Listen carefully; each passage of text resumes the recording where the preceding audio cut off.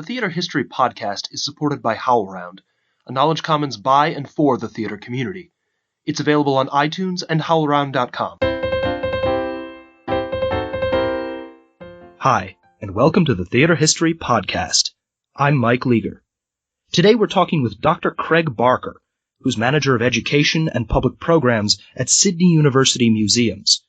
Dr. Barker is one of the directors of the excavations at Nea Paphos, an ancient theater on the southwest coast of the Mediterranean island of Cyprus.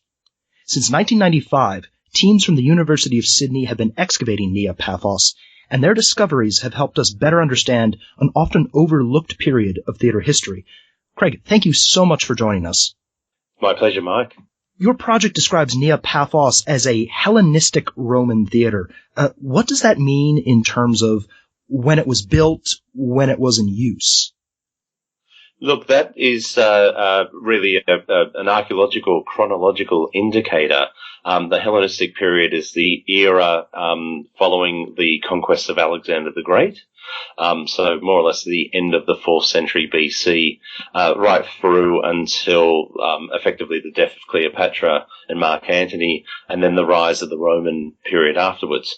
Cyprus, as one of the core islands of the Eastern Mediterranean, was at the heart of a lot of those geopolitical changes that were occurring right throughout those centuries. And what's interesting about the site that we're excavating is that it was a theatre that was used as a venue for performance and eventually for spectacle for over 6.5 centuries. So it's a really, really fascinating sense of how a Greek or Hellenistic Greek, and then a Roman audience interacted with performance and interacted with the very concept of theatre. Yeah, and speaking of that, one of the things I find particularly interesting about what you've written here is theater's a little bit different from the sort of the Hellenic period, ancient Athens. What is the role that theater plays in this society? One of the most interesting things I thought was that in your writings about the site, you mentioned that this is one of the first things that they built when they founded the city. Yeah, it's a really fascinating period, and I think again it's a projection of the role that theatre and performance more generally was playing within a sense of cultural identity and cultural self-awareness. So within Cyprus, you've already got a sense of Hellenic belonging, which does predate the foundation of our town of Nea Paphos at around about 300 BC, and the very construction of the theatre that we've been excavating. So there is a theatrical tradition on the island that we may have a chance to talk about later on that predates it. But one of the profound changes that occurs right across the Eastern Mediterranean in the wake of Alexander the Great's conquest is this growing awareness of an identity, of a Hellenic identity. And theatre and performance is one of the key ways that these recently conquered areas, places like Egypt, places like the Levantine coast, modern-day Israel, modern-day Jordan, modern-day Syria, could actually demonstrate their cultural awareness of these profound changes that have occurred, their way of showing that they belong. And again, Cyprus is one of the major trading ports and strategically incredibly important. And indeed, what makes Paphos such an important city was its harbour, was this ability to link in with this. Now, what you need to bear in mind that when we tend to think of classical Greek performance, we think of the great tragedians, Sophocles and Euripides and Aeschylus and Aristophanes, the great comedian. And they're all writing in Athens in the 5th century BC. So, over 120, over 150 years earlier in many cases. So to put that in a modern perspective, this is the equivalent of a modern theatre putting on plays that date from the mid-19th century. So they've already become canon by the time that they would have been performed in the very early phases of our theatre's history, and indeed from a Cypriot perspective, from a Cypriot audience perspective, if they were seeing productions of these plays, these were already ingrained culturally within an awareness. These were stories that were well known. And again, in the same way that, someone like Shakespeare, for example, for a modern audience, underpins so much of the way that we as a modern society think about theatre and think about performance as well. So there was a very, very profound change. We tend to talk about a lot of those changes in the wake of Alexander the Great as a koinai. And this was a term developed in terms of Greek language becoming the common means of communication, that whatever your native tongue was, you would use Greek to communicate for business transactions or for trade or for documents and so on, much the way that English is the universal language of the globe today. The argument that can be made is that theatre becomes a cultural koine, a way of people being able to engage culturally, irrespective of their ethnic background or cultural identity, that they became Greek through using theatre.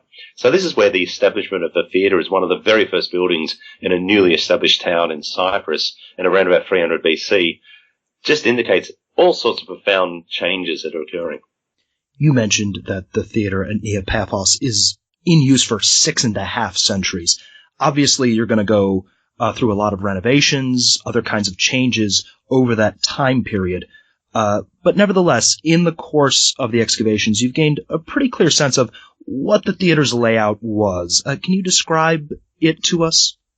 Yeah, so I guess, look, in terms of describing the theatre, what we have uncovered in the 20 years that the University of Sydney's mission that's been working in Cyprus, and we do our work under the auspices of the Department of Antiquities of Cyprus, the local government authority.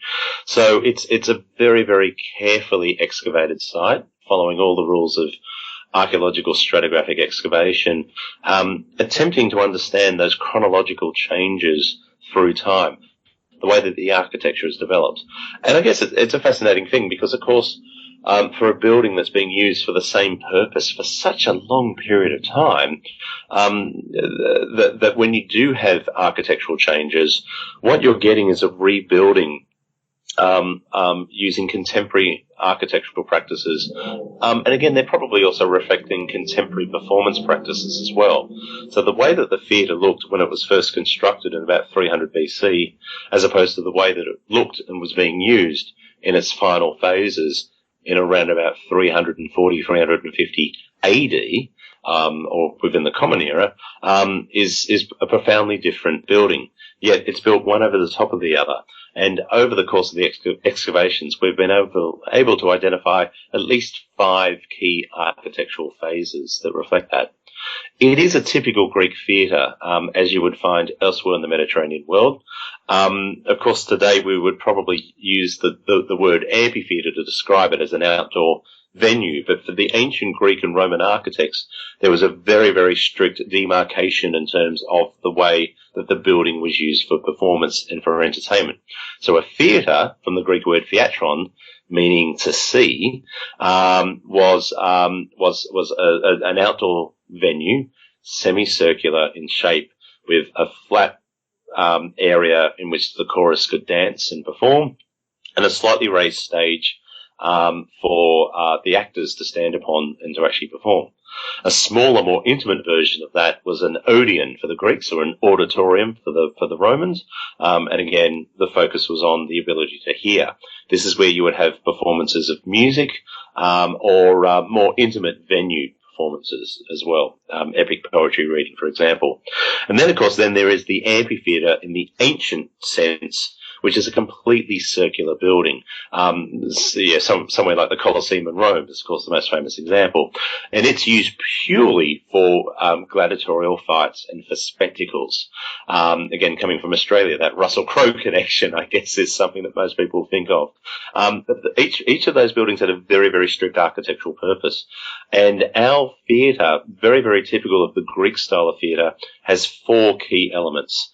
The orchestra, where we get the word orchestra from in English, which is the flat, rounded or semicircular space on which the chorus would dance.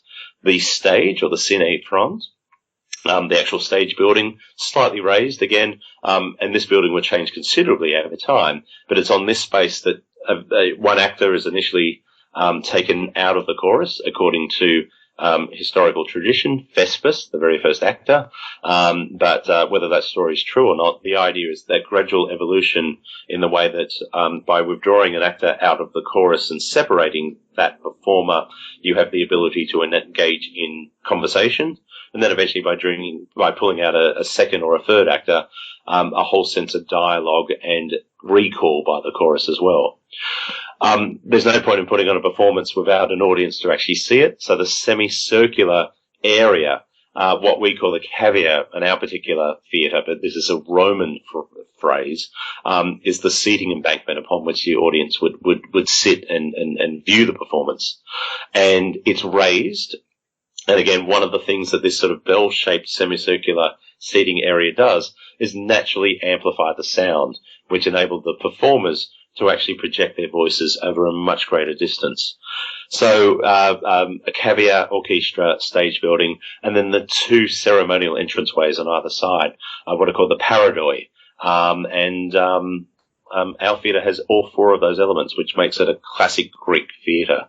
Although, interestingly, the period in which it's being built, as I say, over a century after the Theatre of Dionysus at Athens, which is where those great classical Greek plays are being first performed, there's a slow evolution in terms of the Greek shape. And again, as Greek theatre moves from its centre within mainland Greece and is eventually transported right across the Mediterranean world, the buildings themselves begin to evolve because the topography of the land in which the architects are building the theatres will evolve as well. So in many ways, ours sits almost halfway between the classical Greek model and the later Roman theatre as well. You know, like you said, most of this is reasonably familiar to anyone with who knows anything about sort of ancient Greek theaters, but there's one particular feature that you mentioned in some of your scholarly work on this that I found really interesting. Do I have this correct? There's a tunnel under the theater? Yes, that's right, a sub-orchestral tunnel. Now, these are incredibly rare. There's only, to the best of my knowledge, only 13 theatres in the entire Mediterranean in which this feature has been revealed. There is potentially more where the orchestra has not been excavated through, so there could be a few more. But nonetheless, given that there are at least 200 known theatres right across the Greek and Roman world, literally stretching from Britain right across to modern-day Syria and Jordan, it's an incredibly minute number. And also what's interesting about the one that we've excavated is that it's perpendicular. So there is a set of stairs leading down on a perpendicular angle, which then curves at a right angle and leads underneath the orchestra approximately 2/3 of the way into the orchestra area. Now, to the best of our knowledge, our one was constructed during the second phase of our theatre's history. This is around about 140 BC. And this is a period in which Cyprus is heavily under the influence and control of the Ptolemies based in Alexandria in Egypt. Cleopatra VII, of course, is the most famous of the Ptolemies, but there is a dynasty that rules Egypt and the Eastern Mediterranean, their empire, or their kingdom, for quite a number of centuries. So ours is built during this very, very Alexandrian, very, very Baroque architecturally phase of the theatre's history, and seems to have been used for at least a century, maybe a century and a half, up until a major earthquake in probably 17 BC. And at that stage, under Augustus, the very first Roman emperor, it seems to have been filled for some reason. Now, historically, there are mentions of these types of tunnels, in particular by a chap writing in the 2nd century AD called Pollux. Pollux compiled an encyclopedia, and he describes these types of tunnels as a Charonian tunnel, and very much in terms of reference to classical mythology. The argument that Pollux put forward was that this type of feature architecturally enabled actors who were playing a character who died during the performance of the mythological scene. And remember, one of the key elements of classical Greek theatre is that no one dies on stage. Everyone dies off stage. But when the performers, or when the character rather, dies and descends down to Hades, for whatever reason, that character later on in the play he reascends back to Earth, the argument is that they would run across underneath these tunnels, invisible to the audience, open a trapdoor and reappear in the orchestra. Ancient special effects, if you like. What's fascinating, if you look at the 13 known examples of these theatres, is just how difficult it actually would have been for an actor in a heavy mask, in heavy costume, to have actually navigated their way in the dark backwards and forwards. So we're actually questioning the reality of whether Pollock's description is right or not. Pollock's is writing hundreds of years after these types of tunnels stopped being used. So he never would have seen one being used as well. So it's an interesting conundrum historically and archaeologically. Now, at its height, this theater could fit almost 8,500 people. On your project's website, you mentioned that going to a performance here might have been a little bit like going to a major football match for us today. At the same time, you've also said that the amount of evidence that survives about performances at this theater, particularly from the early centuries when it was in use, is, and I'm quoting you directly here, frustratingly limited. I think like all archaeologists have, though. Well, how much or how little do we really know about what it was like at these performances? What was being staged? Who attended? What was the experience like? Yes, look, I guess that there's a number of different answers to that particular question. We're very fortunate, and we do know a lot about the architectural development in these different 5 phases. Yet so much of the history of this particular building, and indeed the history of Cyprus more generally, is about buildings being destroyed by earthquake. And as I mentioned before, there was that tradition at the Theatre of Paphos, but elsewhere in the Mediterranean as well, that if the theatre building itself was destroyed or damaged, you're not rebuilding it as a heritage architectural process, but you are actually rebuilding it according to contemporary practices. So we have clear evidence of an Alexandrian phase, as I mentioned before, around about 140 BC. We seem to have evidence of an Augustan phase, again, probably associated with a major earthquake. That period you spoke about of the greatest extent of the building is during the Antonine emperors, Marcus Aurelius and Antonius Pius, in the middle of the 2nd century AD.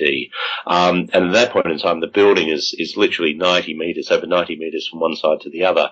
And as you mentioned, to our estimates, would have had a seating capacity for over 8,500 people. So the later phases of the theatre have obliterated much of the architecture of the earlier phases. And that's just the nature of it. Not to mention the very fact that when the theatre itself was destroyed, so much of the stonework was quarried away and robbed away. So often our best evidence is actually comparing what we have with other theatrical sites around the Mediterranean world, and comparing the architectural developments in some of these other theatres with what appears to have been occurring on our side in Cyprus. The other thing, of course, is that it's very, very difficult to determine the actual nature of performance at that stage. We know it changes from that classical Greek ideal through to a Hellenistic style of performance, which was probably very heavily based upon the concept of new comedy, the type of plays perhaps best typified by the surviving plays of Menander, a real situational humour. In many ways, the invention of the modern American television sitcom, that sense of stock characters, the lovesick son and the rather simple dad and the street smart wife and so on as well. And then changes again during Roman performances of Roman drama, Roman comedy, Roman satire as well. We don't know exactly what plays were performed at Paphos. We don't know of the styles of acting that the actors who were performing in that space were undergoing. Yeah, by modern eyes, was it a rather stilted performance or was it actually relatively naturalistic? We just don't know, because obviously we have no record surviving. Indeed, no literary sources describing, I went and saw a play at the theatre in Paphos and I saw this. And I guess that's where it's slightly frustrating, because we're excavating a building which was so associated with people and with people artistically using the space and with people in the audience appreciating and engaging with that creativity on a really, really interesting perspective, religiously, culturally, and as pure entertainment as well. And we don't know that type of emotional response. So that is a little bit sad to be missing that part of the story. But nevertheless, we have other tantalizing glimpses from other aspects of ancient Cyprus and indeed Hellenistic and Roman theatrical material culture anyway. So there's a long tradition on Cyprus, even before our theatre was constructed, of the manufacture of small terracottas of comedy play figures. So again, the audience kind of knew what style of adventure or misadventure was going to take place simply by seeing the costume by the actors wearing these types of characters. The mask and the costume of the slave, the mask and the costume of the house owner, and so on. The other thing, of course, is seeing depictions of theatrical masks represented elsewhere in the town. And we're very, very fortunate in Paphos. And indeed, Nea Paphos is a World Heritage listed site because the archaeology is so superb. But there are a series of Roman period houses, places like the House of Dionysus and the Villa of Theseus, that have been excavated by our Cypriot colleagues and by missions from Poland and from other archaeological teams that have revealed amazing mosaics and incredible frescoes. One of the common features that you'll see represented in these domestic settings are of theatrical masks. And again, it shows that theatre was a very, very significant part of the daily life of citizens of this town in Cyprus, but belonging to this broader Greek world, and then later on as being part of the Roman Empire. So again, it is frustrating in many ways, but it's also a challenge and a very, very exciting research question for us, seeing the way that theatre wasn't just about the building itself, it was part of life more generally. Now, what ultimately happened to Nea Paphos? How did the theatre fall into disuse after 6.5 continuous centuries of use? It's kind of interesting that there's a whole series of combinations of events that take place in the 4th century AD. One of the key things that's probably worthwhile mentioning in terms of these architectural changes that we haven't spoken about yet, the very final phase of the theatre's history really suggests that it's not being used as a theatre anymore in the sense of a venue for putting on plays. There is a barrier wall erected between the orchestra and the lower seats of the audience. That wall is stone. There is foundations that suggest that there may have even been some sort of netting as well. The orchestra was coated with a waterproofing mortar, and we have pretty good evidence now of of things such as terracotta piping and so on that seem to indicate that space could have been flooded. And this is quite a typical trend in the 3rd and 4th centuries AD, right across the Roman Empire, but particularly in the East, where venues that were traditionally being used before for more formalized productions of plays are now being used for displays of wild animals, flooding for reenactment of naval battles. The Colosseum, of course, is the most famous example of this. Our particular orchestra in Paphos was probably too small to reenact, the Battle of Actium or something like that in ships, but certainly displaying crocodiles from the Nile or having female performers dressed up as water nymphs certainly could have been possible. So it's a real sense of spectacle rather than theatre. More of a Hollywoodization of Roman theatre in many ways. And it's really, really quite fascinating to see this same trend occurring in Cyprus as it is elsewhere across the Roman Eastern Mediterranean. And I should in passing just say that as an indication of just how important Paphos was, I talked before about the 3 different types of venues. By the 2nd century AD, Paphos has a theatre, an odeon, and an amphitheatre as well. This is incredibly rare. Not even Athens can lay claim to having all 3 types of entertainment venues. So it was a significant town.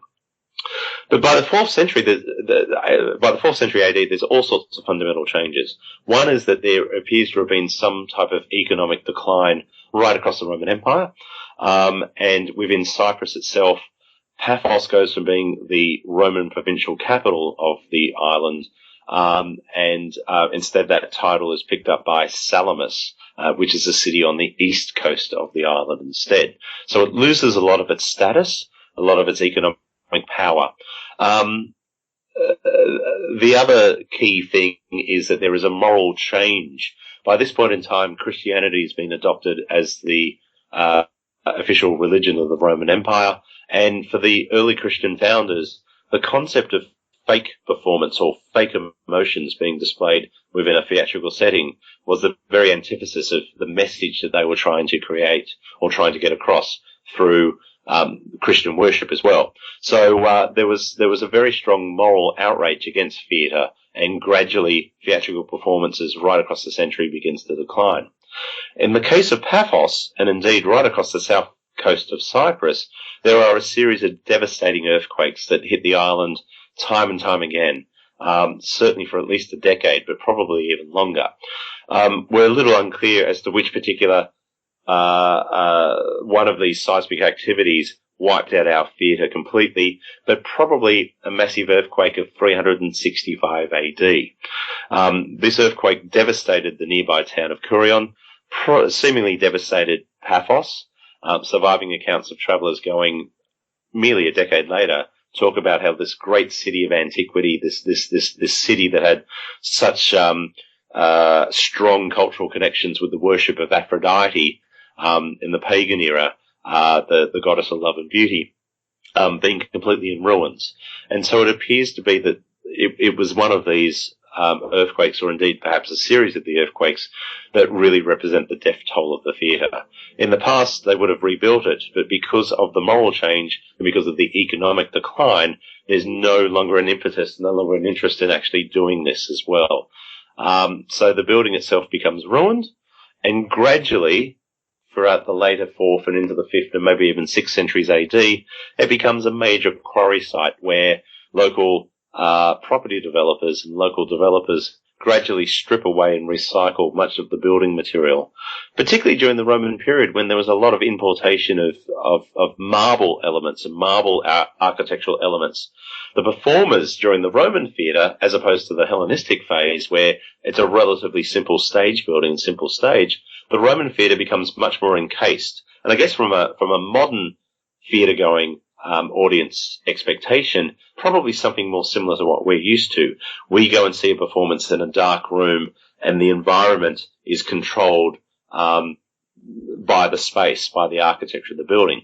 Whereas for a true ancient Greek theatre, in many ways, the landscape behind the theatre was part of the performance. And for our listeners who have travelled through Greece and through the Mediterranean, think of some of those spectacular surviving ancient Greek theatres at places like Epidavros or Delos or Delphi, where the theatre have these stunning views and vistas across the sea or looking down into a valley.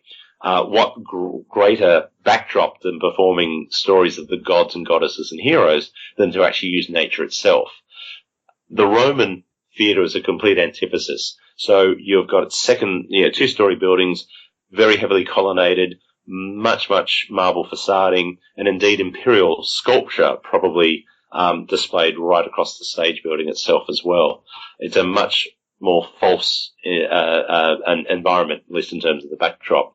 So it's incredibly rich building material to be reused and recycled. And in the case of our theatre in Paphos, what's interesting is that so much of that marble and so much of that stonework is seemingly recycled and reused in a nearby early Christian basilica built merely decades later. Can you tell us a little bit about your work at the site?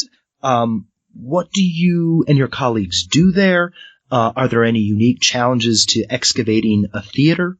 We, our team from the University of Sydney who run the Paphos Theatre Archaeological Project have been working at the site now since 1995. And we tend to work there for approximately 5 or 6 weeks each year. The project was inaugurated by Professor Richard Green, one of my teachers and mentors.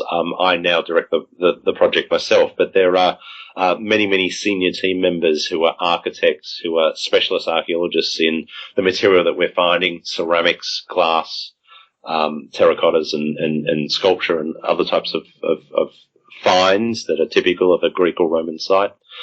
As I said before, we work very closely with our Cypriot colleagues from the Department of Antiquities who oversee the project more generally.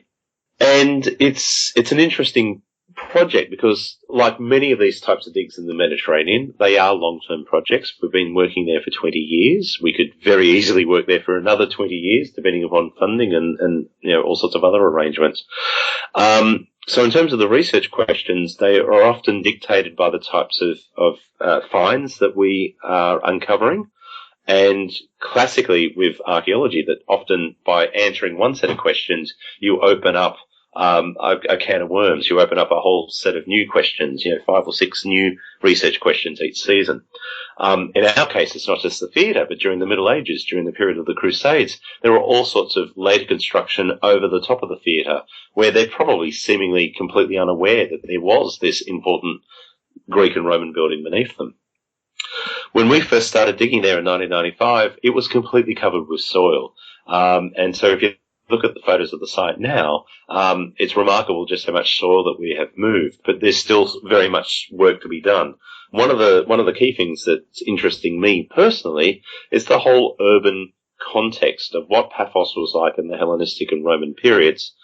You have a theatre that has a capacity of thousands of people, but logistically, during a ancient performance or during a dramatic festival, how do you move those people in and out? What is the infrastructure? Where do they eat? Where do they go to the toilet? How does the theatre relate to other buildings that were built around it? So in more recent years, we've been excavating a road and a Roman nymphaeum, a Roman fountain house, very, very close to the site. In theory, we should have a temple located very close to the site as well. Perhaps dedicated to Dionysus, which is very, very common. Dionysus, of course, being the ancient Greek god, or Bacchus as the Romans would have known him, the god of theatre as well. So potentially we should be finding some religious paraphernalia as well. You asked me before about some of the frustrating limits in terms of what we know and what we don't know. If you were to ask me the one find that we would love to actually excavate, that would be the victory lists. Because typically in Greek and Roman theatres, plays are being put on as part of a dramatic festival, and there is a competitive element of it as well. So that type of victory list might even give us an indication of the types of plays that were being performed. And frustratingly, we've found fragments of marble that probably would have belonged to this type of document, but only small sections of it as well. So perhaps one day in the future we'll have a better knowledge. You're mentioning that reminds me of something we spoke about before the interview. You also mentioned that there are some hints, at least, and maybe you'd like to discover more evidence about this, of a theater guild, almost like a kind of union of actors? So I think, Mike, one of the really interesting objects that has been found in Cyprus, and indeed it's the oldest theatrical document ever found on the island, is a statue base found in 1927. We don't know precisely where it was found. There were no records kept, but it's likely to be from our theatre. It's a statue base that would have dated to 142 BC. On top of it would have been a limestone or marble statue of a local of an official of the Ptolemaic Empire. Remember, this is the key point in time where the town and the theatre has very clear associations with Alexandria in Egypt and with the Ptolemies that we talked about before. But from our perspective, what's interesting is that engraved on the base of that statue is a document referring to the Dionysic Guild of Artists of Paphos. And it is like a union of performers, or a community of performers. But what's fascinating about this particular document is it lists members of the Paphian board. It's effectively a list of names of actors and of local playwrights. And it indicates a couple of key things. One is that there is a very, very healthy community in Paphos. By this point in time, our theatre is 150 years old, so that makes sense. But the fact that there are local Paphian playwrights also very much suggests that it's not just imported plays from elsewhere in the Greek and Roman world that are being put on, but they are writing their own stories as well and telling their own tales. And I think that's a rather interesting thing, that even if the plays themselves don't survive, we get some sense of it. It's worthwhile bearing in mind that in the Hellenistic and Roman world, there was also a star system of actors, very similar to the Hollywood star system today, or indeed mega stars of Broadway and the West End, these household names, who would literally travel from theatre to theatre across the Mediterranean world, from dramatic festival to dramatic festival, and often charging incredibly large sums of money. So it's very much like the modern Hollywood system of stars as well. So it's interesting that you would have had a local performing troupe, and then probably periodically visiting actors and theatre makers passing through as well. Lastly, I'm just curious on a more personal level, who is working with you on the site? I mean, what is a sort of typical, I don't know what to call it exactly, excavation session like? Yeah, look, it's a lot of hard physical work, but also incredibly rewarding in many ways. So again, it will vary a little bit from season to season, depending upon our objectives and depending upon budgets and other things. But we can take anything between 20 to 60 archaeologists, archaeological specialists, surveyors, illustrators, photographers, students, and indeed even members of the public through our volunteer program have worked with us over the years. It's a collaboration in which we are doing physical excavation, digging trenches to actually reveal parts of the architecture, and then other team members who are researching the finds as they come out of the ground and trying to make sense of them as well. It's in the Mediterranean, and we're working there in summer or in hot season. So we're working very early in the morning, trying to beat the sun, and then doing a lot of the interpretive and research work in the afternoons. And then, of course, by photographing and recording all of our finds, we often do the bulk of our research work back in the museums and libraries and laboratories back at the University of Sydney as well. So it's kind of interesting that we'll dig for 5 weeks of the year, but it's on my mind for the other 40 odd weeks of the year as well too. I'm always thinking of ancient theatre.